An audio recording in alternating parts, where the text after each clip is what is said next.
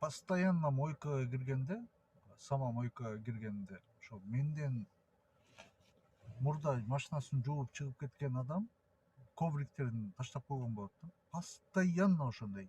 Эгерде менен мурда бирөө кирген болсо, демек ковригин ошол жерде калтырып кеткен да. Анан сен киресиң, киргенде сен киргениңди деле көрөт. Анан стоит он спокойно, машину свою протирает, там же болбосо пылесостоп атат, ушундай да.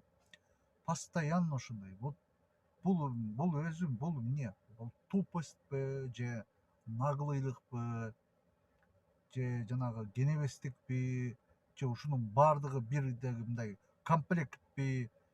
Эми ушуну кандай түшүнбөйт ушунучу.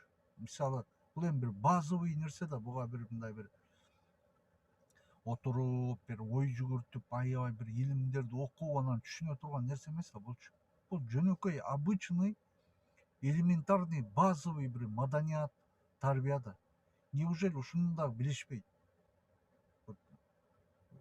Бул постоянно мен мисалы бир эки жол башында унутуп калыптыр, мне кажется, деп ошентип ойлогом да башында бир эки жолу.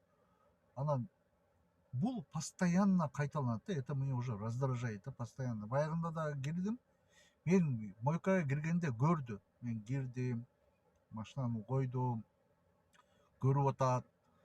Анан кийин айттым, могу коврик кимдики, могу силердики десем, дейт. Дагы деле турат. Албайсыңбы дедим. Десем, деп анан кийин келип алат. Ну, ушунчалык деңгээлде бир мындай мал болуп калыштын кандай мындай причина, в чем причина дейм да, мындай ойлонуш керек да кичинечи.